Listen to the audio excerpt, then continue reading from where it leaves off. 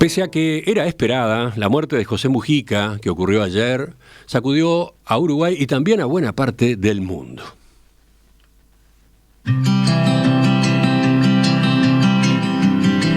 Durante su carrera política, el expresidente alcanzó un reconocimiento internacional que ningún otro dirigente político de nuestro país había logrado. Un punto de inflexión, en ese sentido, un hito en las dimensiones que tomaría su figura posteriormente, fue el discurso que Mujica pronunció en el año 2012 en Río de Janeiro, en la Conferencia de las Naciones Unidas sobre Desarrollo Sostenible, conocida como Río+20.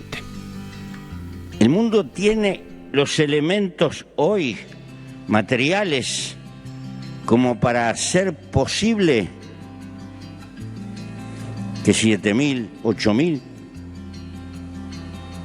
millones de personas puedan tener el mismo grado de consumo y de despilfarro que tienen las más opulentas sociedades occidentales. ¿Será posible? ¿O tendremos que darnos algún día otro tipo de discusión? Porque hemos creado una civilización en la que estamos, hija del mercado, hija de la competencia, que ha deparado un progreso material portentoso y explosivo. Pero lo que fue economía de mercado ha creado sociedades de mercado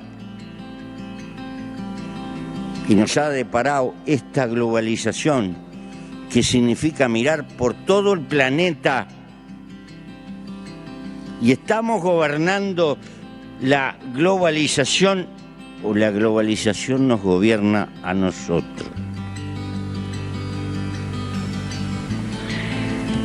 ¿Es posible hablar de solidaridad y de que estamos todos juntos en una economía que está basada en la competencia despiadada?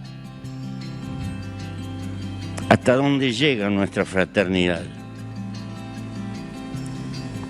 Nada de esto lo digo para negar la importancia de este evento. No, es por el contrario. El desafío que tenemos por delante es de una magnitud de carácter colosal y la gran crisis no es ecológica, es política. El hombre no gobierna hoy las fuerzas que ha desatado, sino que las fuerzas que ha desatado lo gobiernan al hombre.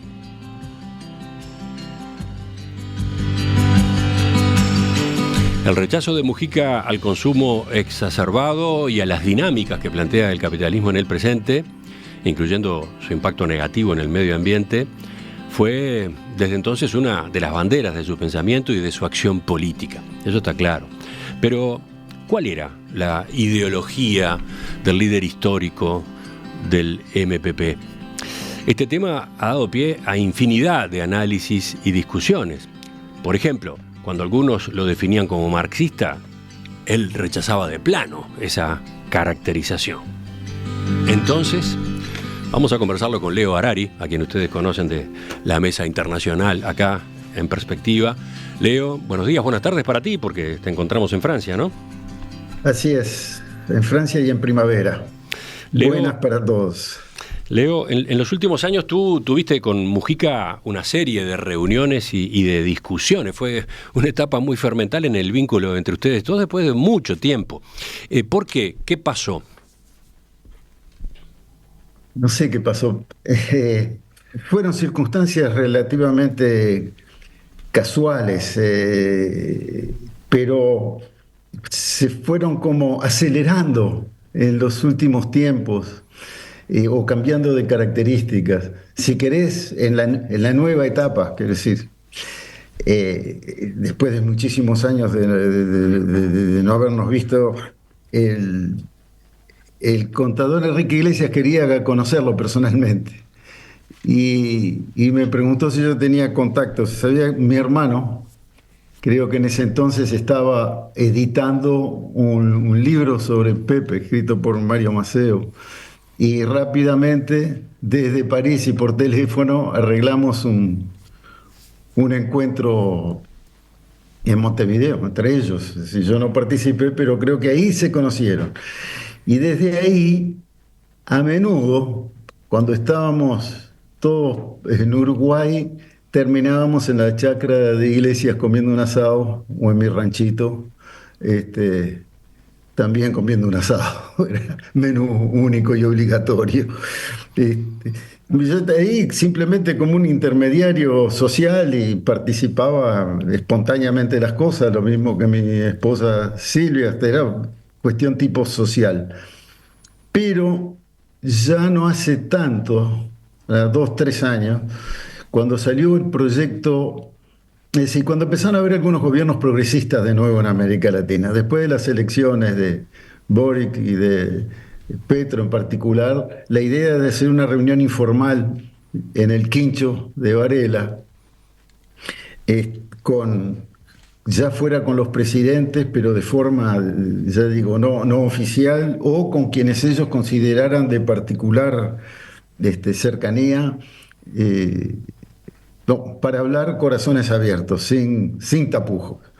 Y ahí tuve el honor, la suerte, qué sé yo, de que me invitaran.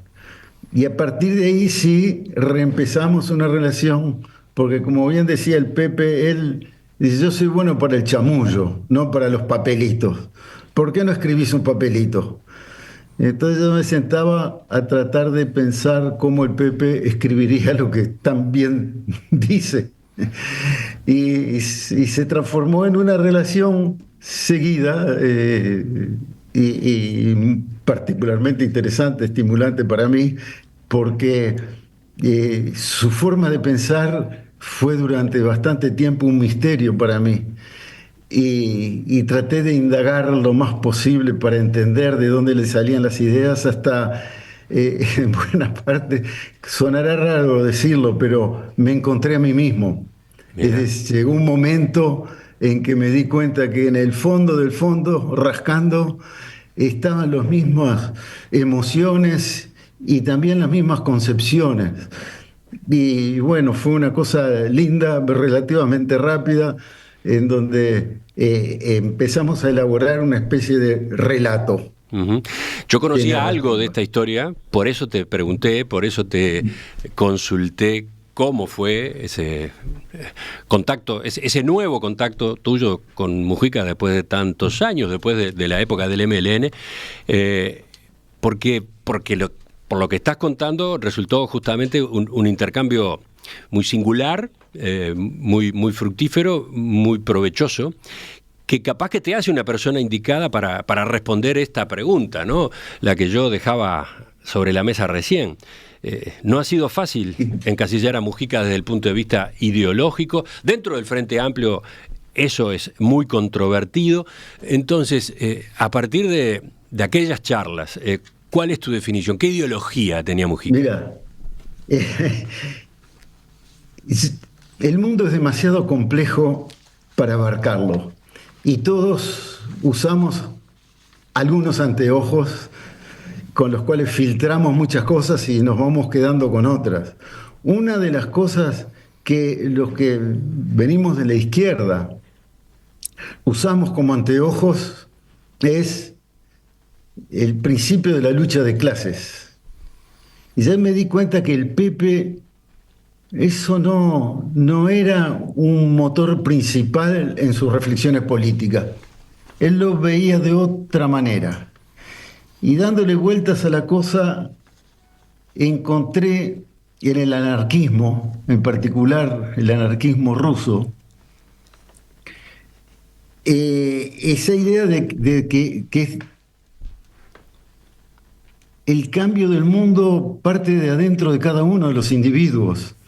El tema de la lucha de clases no es principal, no se niega, pero es algo más. Lo importante es lo que pasa con cada uno de nosotros. Lo universal está en hablarle al individuo. Eso es uno de los grandes logros del Pepe. Por eso llegó a todas las civilizaciones. Hoy en día tenés libros en Corea del Sur que hablan de él y tenés... Bueno, ya ha habido mucha información sobre eso. porque está hablándole a uno, a lo más profundo de uno, y lo saca de esos anteojos que hoy en día nos dificultan todavía la manera de emprender la lucha política o la deforman hacia impases, hacia caminos sin salida. Una de las influencias, estoy convencido, del Pepe es esa, que tiene una pata occidental más cercana a nosotros. ¿Cuál? Que es la filosofía del absurdo, de la cual Albert Camus es quizás el mejor representante. Él decía, y el Pepe lo repetía muchas veces, que la vida no tiene otro sentido que el que le demos nosotros, cada uno de nosotros, y que vale la pena vivirla como una aventura y que alcanza con la rebeldía sobre las cosas que nos parecen mal y con un deseo de justicia para encontrar una cierta felicidad. Esto Camus lo dice maravillosamente bien en un librito que se llama El mito de Sísifo. Sísifo era ese dios condenado por sus colegas del Olimpo a llevar una roca sobre los hombros, y cuando estaba llegando a la cumbre la roca caía y el Sísifo tenía que ir a buscarla y subir, y al final, según lo dice Camus, le encontró un sentido a eso, que era absurdo, pero que era el tiempo que tenía para ser, para vivir una aventura. Y entonces ahí yo encontré una pista. Me di cuenta que no hablaba posicionándose, sino como su compromiso con la vida. Y bueno, después Estás haciendo una acumulación, no tenés una definición única, ¿no? Te escucho, sigo escuchándote, a ver. Sí, lo que pasa es que es diferente lo que estamos acostumbrados a poner como sellitos en la persona, pero después se entiende la conducta, lo que él hace, porque el hecho de poder superar el mundo simplemente en una gran guerra de clases, lo representa como un montón de individuos que la mayor parte se congregan alrededor de sus intereses, y por eso sigue vigente esa forma de ver el mundo. Pero adentro de eso hay gente de todos lados que tiene también una rebeldía, una necesidad de justicia, de dignidad, de ser uno mismo. Y cuando vas a rascar ese uno mismo, haces conciencia, primero, de que sos mortal; segundo, de que dependés de los demás, que sos una parte de los demás; y tercero, que es el otro aspecto que describe en parte la ideología del Pepe, que cualquier pasito hacia adelante es un avance. El tema mismo de revolución no hay apuro, eso viene o no viene, es más grande que nosotros, va más allá de lo que podemos manejar, pero entre nosotros mismos sí podemos revolucionarnos. Entonces, cada avance sirve. Ese pragmatismo es otro de los aspectos que explican muchas de las tomas de posición que tienen, que a veces son difíciles de entender. Antes de que sigas, una interrupción. Está claro que estás refiriéndote al José Mujica de la Restauración Democrática en adelante, ¿no? Porque esto de que cualquier avance sirve no era exactamente lo que tenía en su cabeza en los años 1960, cuando fue guerrillero, cuando encaró la lucha armada, ¿no? Cierto, él pensaba que ahí el pasito para adelante había que darlo a los tiros, pero la primera vez que oí de él, que fue en los años 60, era porque había una pequeña conspiración de las partes más radicales de los partidos de izquierda, los grupos de autodefensa, la gente cercana a los núcleos de dirección, en donde estaba desde el Partido Comunista hasta la Federación Anarquista, que se reunían porque querían imaginarse, prever qué se podía hacer en caso de un golpe de Estado, del cual se hablaba en esos años con el liderazgo del general Aguerrón, andaba en la vuelta ahí diciendo si no había que parar las cosas. Fueron épocas de medidas de seguridad, etcétera. Y ahí los grupos, digamos, más cercanos la defensa armada de los partidos de izquierda, empezaron a juntarse y decir, bueno, ¿qué hacemos si hay un golpe? Y ahí yo me enteré, porque lo invitaron a mi viejo a una de esas reuniones, que me quiso llevar y yo estaba en otra. Como joven adolescente me interesaba más dar vueltitas con la moto y yo qué sé, estaba en otra. Pero él ya estaba en eso de que quizás había que dar ese pasito de otra manera, pero si hay alguien que supo comprender la realidad y ajustarse a ella, es el Pepe. O sea que, como te digo una cosa, te digo otra, es más allá que decir te digo cualquier cosa. Significa decir, si cambian las circunstancias, pues cambian las opiniones también. Entonces, a ver, venías hablando, por un lado, de una huella, un origen, una influencia anarquista, después sumaste la filosofía del absurdo, después fuiste al pragmatismo, ¿qué más? Mira, yo te lo defino. Primero de todo, es un abanico muy amplio que empieza con el gaucho Martín Fierro. Martín Fierro, ¿cómo entra en esta combinación? Porque es, para empezar, es un personaje literario y no histórico. Pero, ¿qué es lo que transmite? Transmite la rebeldía contra las injusticias de un poder, digamos, oligárquico en el campo argentino. Y esa fuerza para rebelarse contra la injusticia y pagar el precio. Lo he hablado con el Pepe eso. Le dije un día, vos estás a mitad de camino ahí de un lado para otro entre el gaucho Martín Fierro y el anarquista Kropotkin. Se rió y me dijo, sí, importante el gaucho Martín Fierro.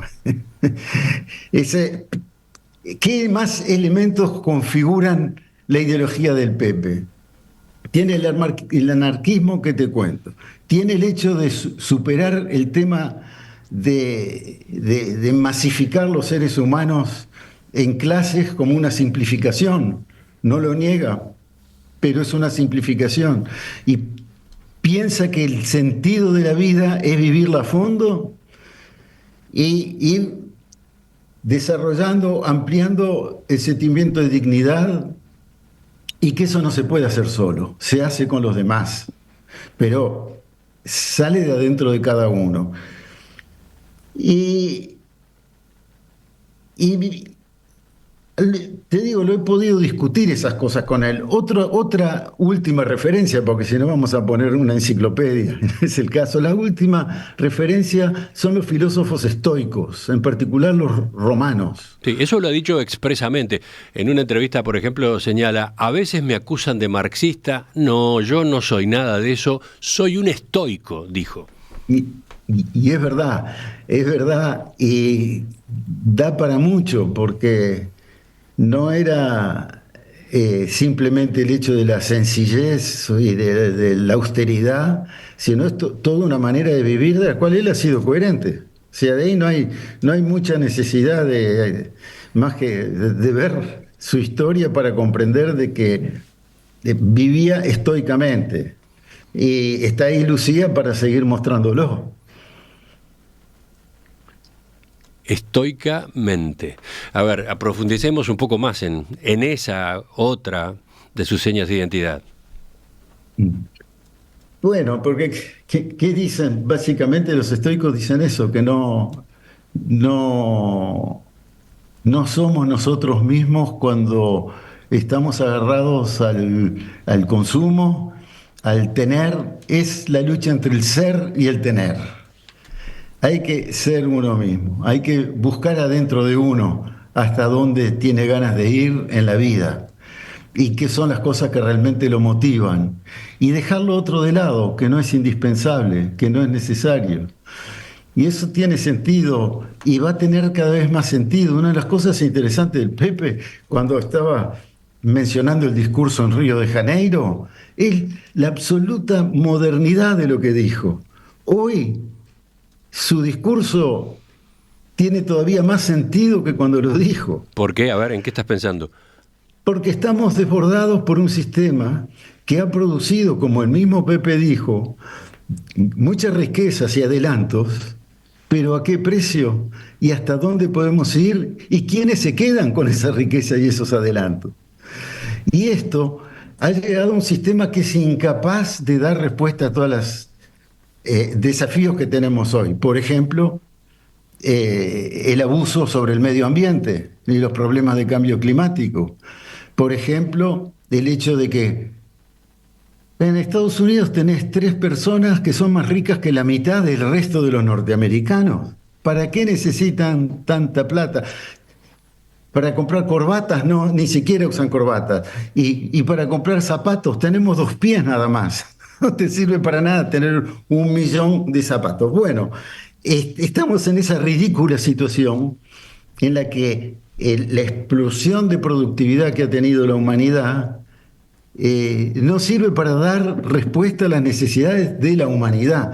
Y Pepe lo dice eso muy bien. Dice, ¿queremos tener el mismo nivel de vida que los países ricos? Con este planetita, y ya dice él, entre 7 y 8 mil millones de seres humanos, no podemos, no da. Y así otras cosas. Es decir, hay muchos problemas que hoy vivimos que no se condicen con nuestros viejos anteojos. El problema de las inmigraciones no son problemas de clase, sí son problemas de explotación exagerada, ya sea de los territorios y de la gente en unos lugares u otros. Pero no se resuelven dentro del sistema, hay que cambiarlo. Entonces, Leo, a partir de esta recorrida que has hecho, a partir de esta combinación de influencias que tú has llegado a la conclusión conforman el pensamiento, han conformado el pensamiento, podría decirse la ideología de José Pepe Mujica. ¿Cómo le llamamos al resultado? ¿Qué es esa combinación? Es el pepismo. El pepismo.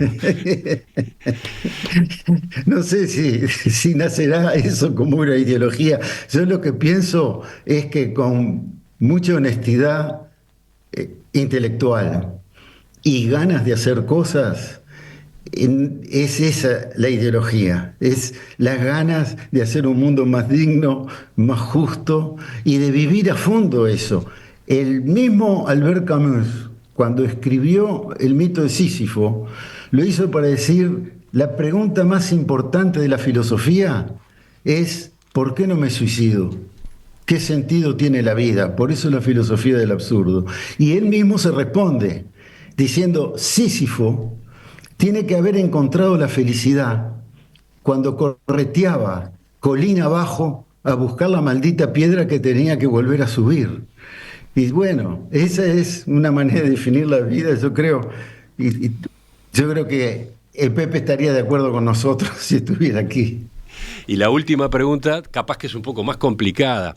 Ese mix ideológico que tú acabas de trazar, de escribir, ¿es asumido por su sector político, por el Movimiento de Participación Popular?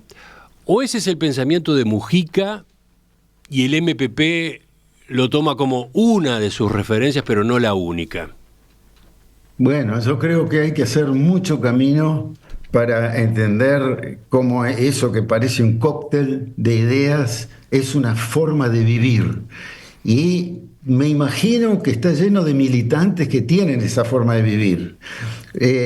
Ahora bien, me diste pie para algo que a mí me importa mucho, y es, ojo cuando los partidos ejercen el poder. Estamos viviendo una etapa terrible del mundo, de las relaciones internacionales, hoy, en buena parte porque la socialdemocracia no supo dar las respuestas suficientes. Hoy vemos un partido demócrata por el piso en Estados Unidos para hacer frente al desastre Trump, y estamos viendo en Europa cosas de ese tipo y también en América Latina. ¿Por qué? Porque los partidos, ya no estoy hablando acá de los militantes, los partidos, en vez de conectarse, como antes decíamos, con el proletariado, con el pueblo, se conectan o necesitan conectarse con el electorado, y son reglas de juego diferentes. El pepismo la tenía clara, en ese sentido. Por eso salieron a caminar por el país una y otra vez, pueblito por pueblito, y por eso son la primera fuerza política del país. Siempre, si tienen eso presente, la visión del mundo del Pepe tiene todavía mucho espacio para abarcar y mucha gente para convencer. Leo Harari, gracias por atender la llamada esta mañana, gracias por aceptar la invitación para este enfoque, uno de tantos que queremos incluir a lo largo de este programa especial en torno a José Mujica, su legado, su vida y su huella en la política de nuestro país. Gracias a ti. Nos reencontramos en cualquier momento.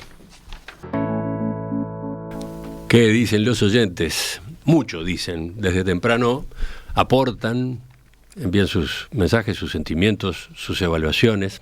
Y ahora, claro, aparece otra línea a partir del diálogo que teníamos recién con Leo Harari. Por ejemplo, Romina. Mira, acá en este caso, Sibila dice, otra faceta del viejo. Ay, para que se me cerró el celular, pero decía, ateo y trascendente, a la vez, además.